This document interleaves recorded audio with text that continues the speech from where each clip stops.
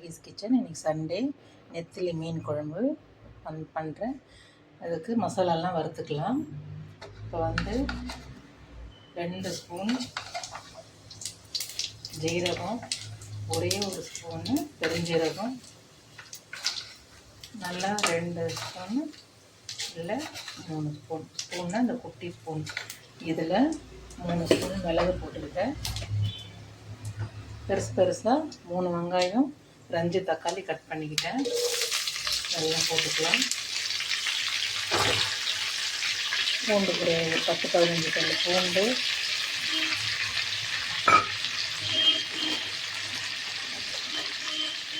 ஃபுல்லாக ஒரு கை போட்டு கருவேப்பிலை கொஞ்சம், இது நல்லா வதக்கிக்கலாம். மசாலா வதங்கிறதுக்காக உப்பு கொஞ்சம், நல்லா 1 ஸ்பூனு மஞ்சள் தூள், நல்லா வதக்கி நைஸாக பேஸ்ட்டு மாதிரி அரைச்சிக்கலாம். கொஞ்சம் தாளிச்சிக்கலாம். பாத்திரம் வச்சு நல்லெண்ணெய் போட்டேன், அது கொஞ்சம் காயட்டும். கடுகு வெந்தயம் தாளிச்சிக்கலாம். புளி தேவையான அளவு ஊற வச்சுக்கேன். இது கரைச்சி எடுத்துக்கலாம். எண்ணெய் காஞ்சிடுச்சு. 2 ஸ்பூன் கடுகு, 2 ஸ்பூன் வெந்தயம்.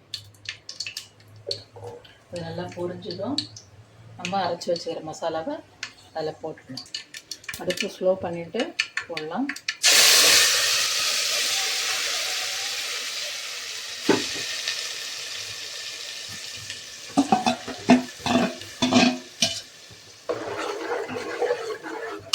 இந்த மீன் குழம்புக்கு நான் 1 கிலோ மீன் வாங்கினேன். அதை க்ளீன் பண்ணால் ஒரு 3/4 கிலோ பக்கம் தான் வந்துச்சு.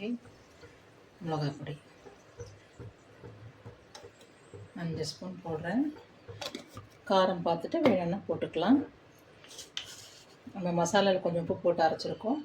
குழம்புக்கு தேவையான அளவு உப்பு போடுறோம். வேணும்னா போட்டுக்கலாம். இது நல்லா பச்சை வாடை போகிற வரைக்கும் மிளகாய் பொடி எண்ணெயிலே வதங்கட்டும். இது புளி தண்ணி ஊற்றிக்கலாம்.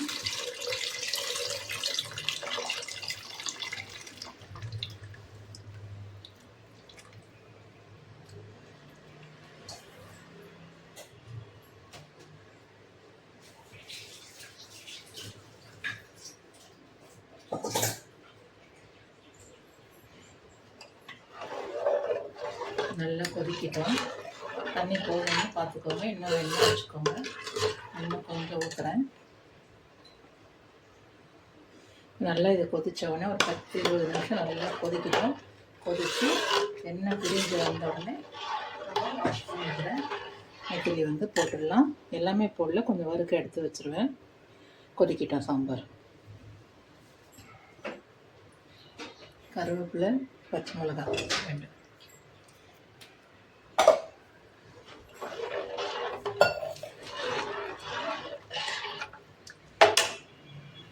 டப்பாவில் கொட்டுங்க. குழம்பு கொதிச்சிடுச்சு பாருங்கள். எண்ணெயும் பிரிஞ்சு வந்துடுச்சு. இப்போது மீன் போட்டுக்கிறேன். மீன் போட்டு ரொம்ப கிளறக்கூடாது.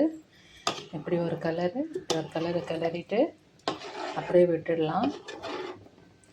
ஆஃப் பண்ணும்போது கொஞ்சோண்டு நல்லெண்ணெய் ஊற்றிட்டு ஆஃப் பண்ணிடலாம்.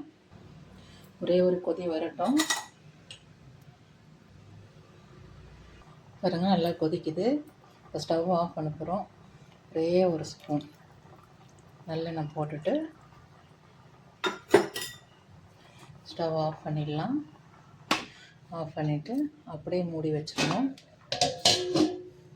பிடிச்சிருந்தால் லைக் பண்ணுங்கள். சகீஸ் கிச்சனை சப்ஸ்கிரைப் பண்ணுங்கள். தேங்க்யூ.